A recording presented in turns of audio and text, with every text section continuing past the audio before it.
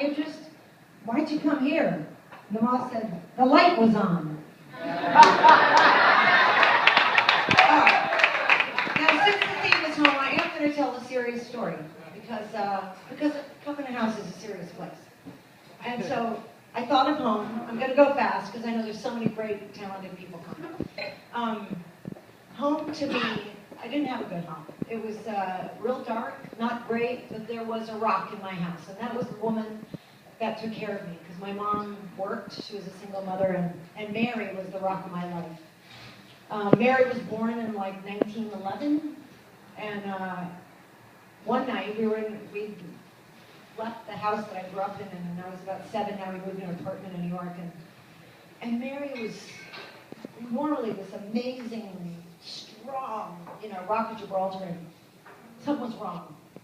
She was very, very excited but nervous, and she was never like that. And I went in her room and said, Mary, what's happening? What's happening? And she said, my baby called. I said, your baby? She said, I'm going to see my baby tonight. And I need to borrow your mother's fur coat, and I need money. And I said, what do you mean your baby? Well, you know the baby. She told me that when she was not much older than me, I was 7, she said when she was 12, she was working on a plantation in South Carolina, and even though she wasn't a slave, it was basically that because she was a child labor person working on a plantation in South Carolina in what would have been like the 20s, I guess, in South Carolina. And she'd been raped when she was 12 years old by the white owner of the plantation. And all the women gathered around her and loved her and said, you gotta hide it, you gotta hide it. So she wore big dresses and everything. And then she had this baby in a hayloft, and all the women said, you have to run. It's night, just go. Just head north, just go. And she ran to New York City, which is where we lived, and then she came to work for us. So she was going out to see her baby. And my mom lent her fur coat, and she said, I'll pay you back, but I need $500. And my mother gave her $500, and she went off to Harlem to see her baby. I waited up all night, and excited to see what would happen.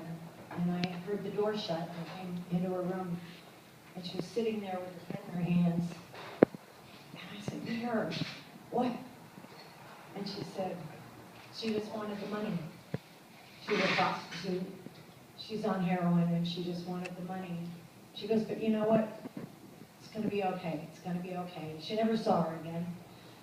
But I watched that night and the rest of my life with Mary, how she responded to that, which was home to me, which was, she had this overcoming spirit. She never gave up, and she made me who I am today.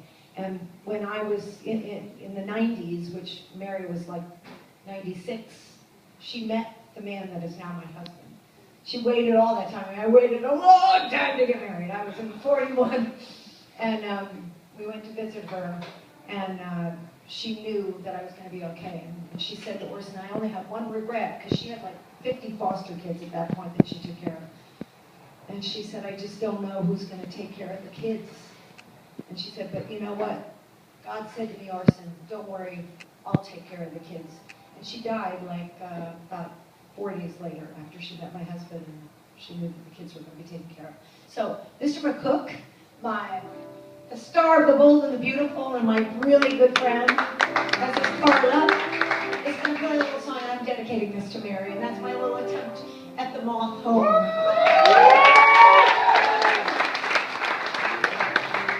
I'm not a singer, but I don't play one on TV either. Why are there so many songs about rainbows? What's on the other side? Rainbows are visions, they're only illusions. Rainbows have nothing to hide.